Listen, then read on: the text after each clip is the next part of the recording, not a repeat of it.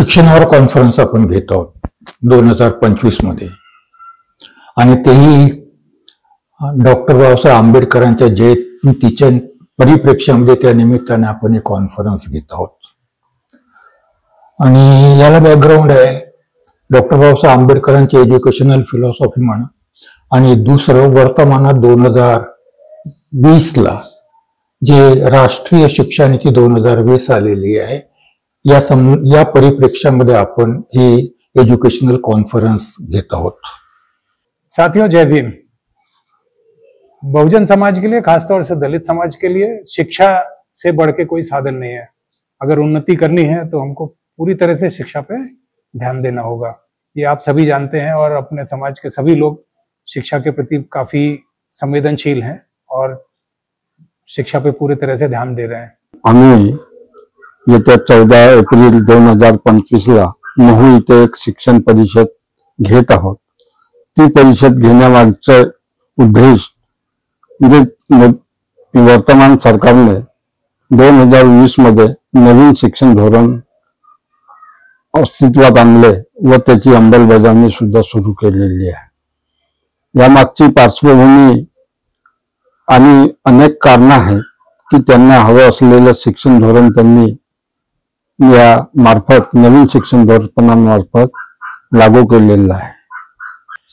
समाजात प्राचीन काळापासून असं म्हणूया आपण की दोन वर्ग आहेत, शिक्षणापासून वंचित आणि ज्यांच्या वाट्यावर शिक्षण आलेलं आहे ते.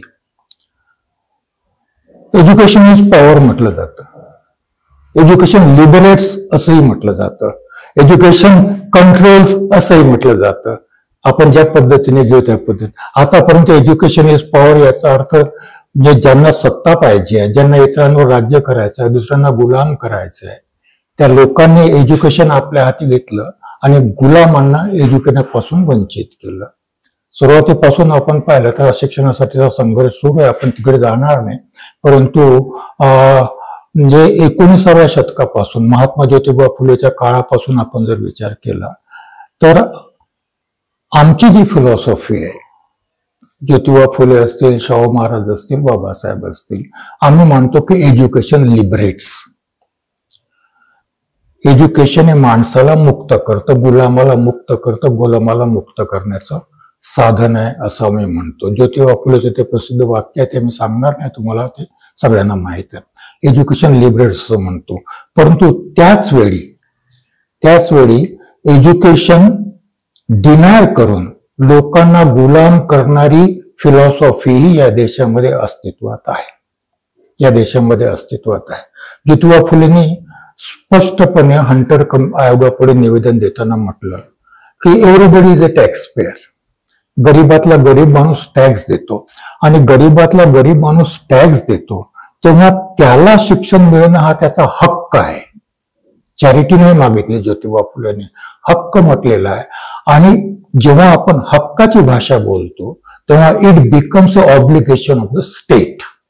जे कोणी राज्यकर्ते असतील त्यांचं ते ऑब्लिगेशन बनतं. आणि म्हणून मग ज्योतिबा फुलेच्या काळापासून आम्ही शिक्षण हा आमचा हक्क आहे असं म्हणतो. लेकिन सरकार की बदलती हुई नीतियां, जैसे न्यू एजुकेशन पॉलिसी और उसी तरह से पोस्ट मैट्रिक स्कॉलरशिप, उसी तरह से ओवरसीज स्कॉलरशिप, ये सब के इम्प्लीमेंटेशन के लिए जो नियम बदले जाते हैं उसके कारण समाज का बहुत नुकसान हो रहा है. 2-2 साल 3-3 साल स्कॉलरशिप्स जो है डिसबर्स नहीं होती हैं. हा एक मोठा चर्चेचा विषय आहे की देशासमोर अनेक समस्या असताना त्यांनी घाईघाईने सरकार आल्या 2014 मध्ये नवीन शिक्षण धोरण आखणीला सुरुवात केली आणि संपूर्ण शिक्षण धोरणच त्यांनी बदल केले व नवीन शिक्षण धोरण अस्तित्वात आणले.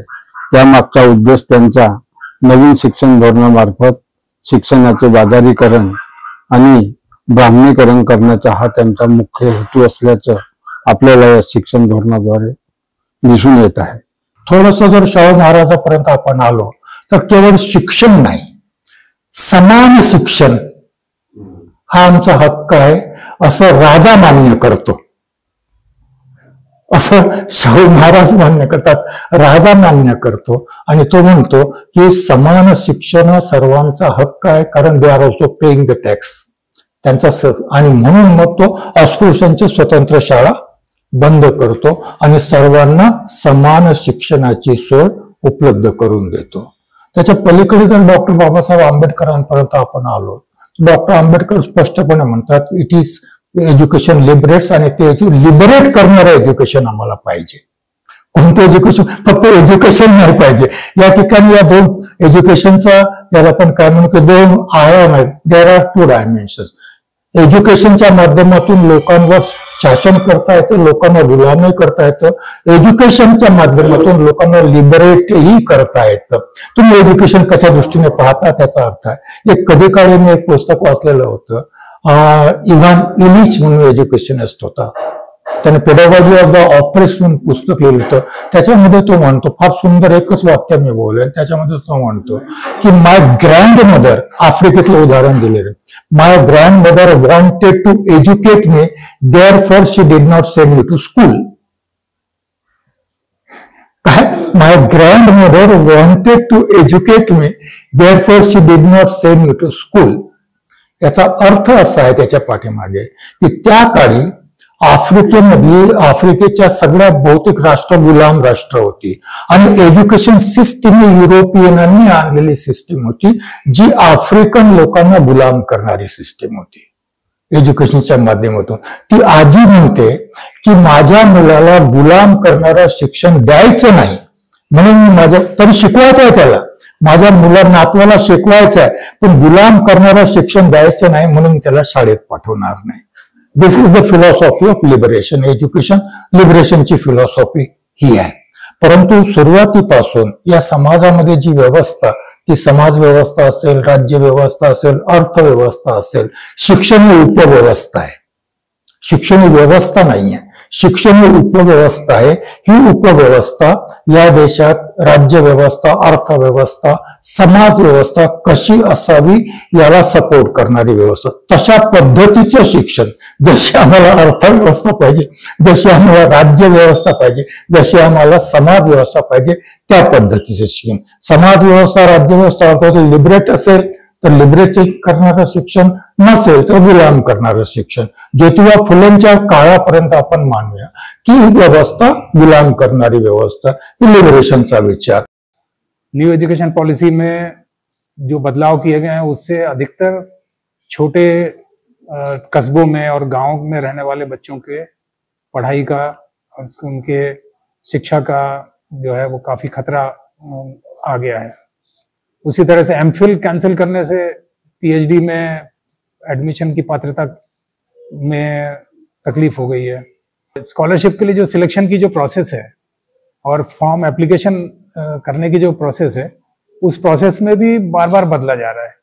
या अगोदर 2018 मध्ये आम्ही महू इथेच एक शिक्षण परिषद घेतली होती आणि बाबासाहेब फुले शाहू यांना अभिप्रेत असलेलं शिक्षण धोरण या देशामध्ये अस्तित्वात यावं याकरिता ती परिषद घेण्यात आलेली होती. परंतु सरकारने त्याची दखल न घेता त्यांना हवं असलेलं शिक्षण धोरण अस्तित्वात आणलं आणि भारतामध्ये जे शिक्षण धोरण सुरू झालं, जे मॅकॅलेनी जे निवेदन केलं होतं आणि त्या पद्धतीने भारतामध्ये शिक्षण धोरण आणलं, त्यावेळेस सुद्धा ब्रिटिश पार्लमेंटमध्ये जे वादविवाद झाले व त्यांनी मॅकॅलेच्या शिक्षण धोरणाला त्यावेळेस सुद्धा विरोध केला होता आणि त्यांनी एका विशिष्ट संस्कृत भाषेमार्फत शिक्षण व्हावं अशी त्यांची जी इच्छा होती, परंतु मॅकॅलेनी ते न म्हणता त्यांनी इंग्रजी माध्यमातून भारतामध्ये आधुनिक शिक्षण आणलं व त्यामुळेच या देशामध्ये आमूलाग्र बदल झाल्याचं आपल्याला दिसून येत आहे. आणि मग बाबासाहेबांनी संविधान दिलं. मागे मी कधीतरी म्हटलेलं होतं की ज्योतिबा फुले पासून शिक्षणाची संधी मिळाली म्हणून आम्ही संविधान सभेत जाऊ शकलो आणि आम्हाला मुक्त करणारं संविधान आम्ही निर्माण करू शकलो. आम्ही हा शब्द मी मुद्दाम वापरतो कारण डॉक्टर आंबेडकर म्हणतात भारताचे लोक संविधानाचे निर्माता आहेत. त्यामुळे आम्ही आम्हाला लिबरेट करणारं संविधान निर्माण करू शकलो, ज्या संविधानाने आम्हाला शिक्षणाचा हक्क दिला. आता शिक्षणाचा हक्क जेव्हा म्हणतो त्याच्यामध्ये दोन गोष्टी महत्वाच्या लक्षात ठेवायच्या. एक तर आम्ही लिबरेटिंग एज्युकेशन, डॉक्टर आंबेडकरांचा संदर्भ या ठिकाणी. संविधान निर्माता डॉक्टर आंबेडकर आहेत, त्यांनी गुलाम करणाऱ्या शिक्षणाचा विचारच करणं शक्य नाही. लिबरेटिंग एज्युकेशन पाहिजे.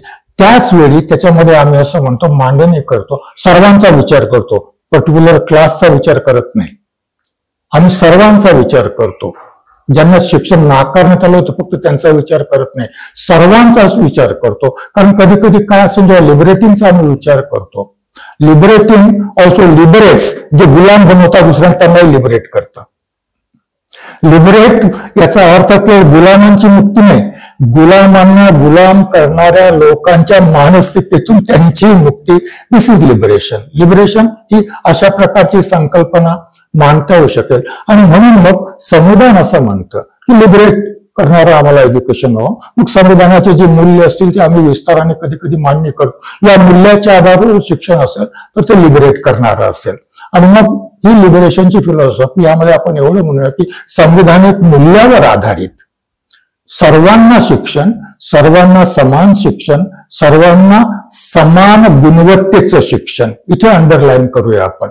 सेंट्रल गवर्नमेंट का एक अलग पोर्टल है, महाराष्ट्र गवर्नमेंट का अलग पोर्टल है. 2.5 लाख की सीमा तक आपको पोस्ट मैट्रिक स्कॉलरशिप मिलती है. उसके बाद जो है फ्रीशिप की एक सुविधा है. फिर आपका मेंटेनेंस अलाउंस है 13,000 रुपए साल का. और उसके अलावा स्वाधार योजना है महाराष्ट्र गवर्नमेंट की.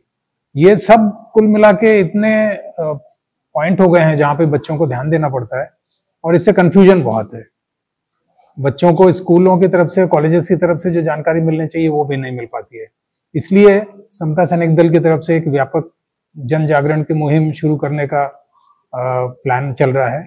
और उसी के तहत महू में 14 अप्रैल को बाबा साहब की जयंती के उपलक्ष्य में एक व्याख्यानमाला का, कॉन्फ्रेंस का आयोजन किया गया है. परंतु त्या शिक्षण धोरणाला व मॅकेलेला विरोध करणारी या देशातील जी काही मंडळी होती आणि त्यांना जे शिक्षण धोरण होतं, बहुजनांना शिक्षणापासून कसं वंचित ठेवता येईल आणि शिक्षणामध्ये ब्राह्मणीकरांचं वर्चस्व कसं आणता येईल याचा पुरेपूर विचार करून त्यांनी हे नवीन शिक्षण धोरण आणलेलं आहे. आणि म्हणून सुरुवातीपासूनच आम्ही या शिक्षण धोरणाला विरोध करत आलेलो आहोत. सर्वांना केवळ शिक्षण नाही, सर्वांना समान शिक्षण, समान गुणवत्तेचं शिक्षण. It provides the equal opportunity. सगळ्यांना शिक्षणाच्या समान संधी मिळाल्यावर जीवनाच्या सगळ्या क्षेत्रामध्ये त्यांना समान संधी उपलब्ध होऊ शकतील अशा प्रकारचं शिक्षण आम्हाला पाहिजे. संविधानाने ही व्यवस्था लागू करावी याचं दायित्व, जेव्हा मी हक्क म्हणतो तेव्हा स्वाभाविकपणे राज्यावर दायित्व असतं. परंतु काळाच्या ओघात काय झालं, म्हणजे या 50-60 वर्षाच्या काळामध्ये काय झालं की अर्थनीती, राज्यनीती या बदलत गेल्या, पक्ष बदलत गेले, सत्ता प्रत्येक पक्षाची आपली फिलॉसॉफी आहे. आणि मग जो पक्ष सत्तेत असेल त्याला ती फिलॉसॉफी सारखी समाज व्यवस्था, अर्थव्यवस्था, राज्यव्यवस्था निर्माण करावयाची असेल तर पहिल्यांदा शिक्षण व्यवस्थेचा विचार केला जातो. पहिल्यांदा शिक्षण व्यवस्था. 1920 ची जी पॉलिसी आली त्याच्या पाठीमागे एक फिलॉसॉफी आहे. जी फिलॉसॉफी राज्यव्यवस्था, अर्थव्यवस्था, समाज व्यवस्था कशी असावी, ज्या आधारावर आम्ही बहुजनांना गुलाम करू शकू, अशा प्रकारची ही फिलॉसॉफी मांडली जाते. मग त्याकरता आम्हाला शिक्षण पाहिजे.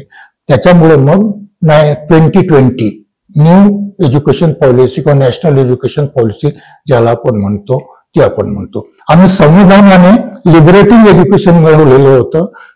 2020च्या पॉलिसीने पुन्हा आम्हाला गुलाम करणारं शिक्षण आमच्या वाट्यावर आलेलं आहे. एक मुद्दा और है कि 4 तरह के कॉलेजेस हो गए हैं.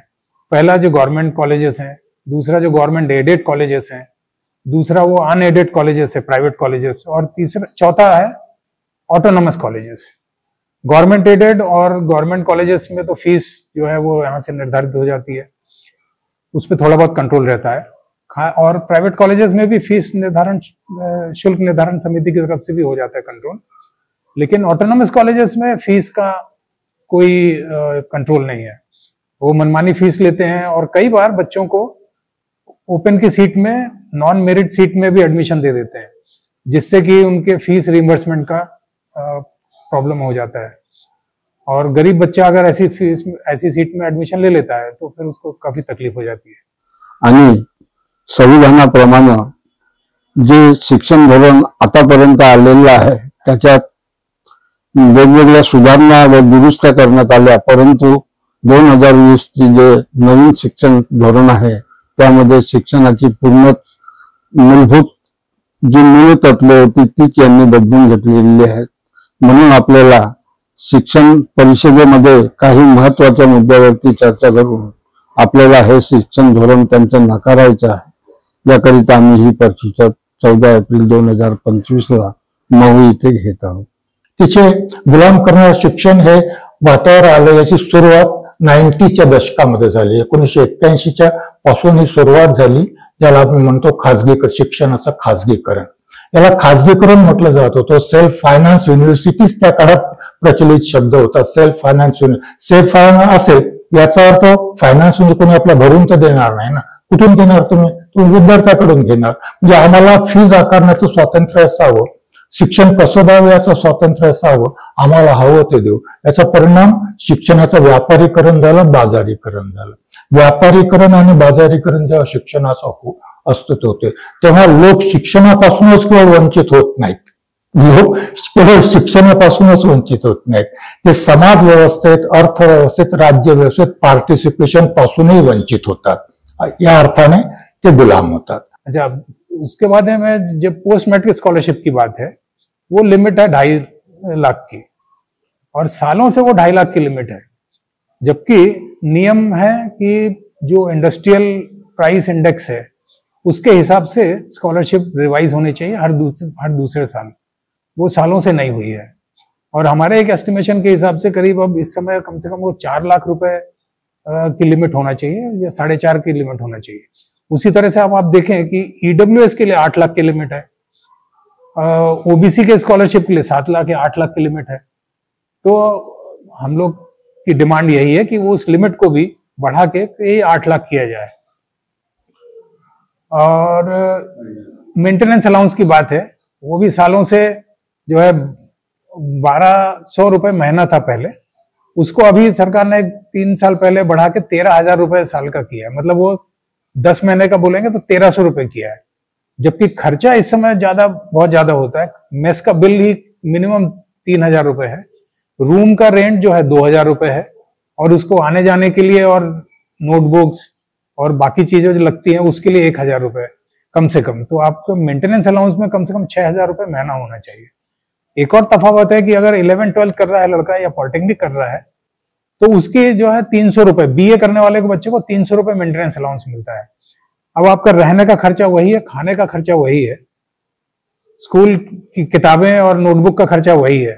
तो फिर एक आदमी को 300 रुपए का मेंटेनेंस अलाउंस देना और एक को 1,300 रुपए देना, ये भी गलत है.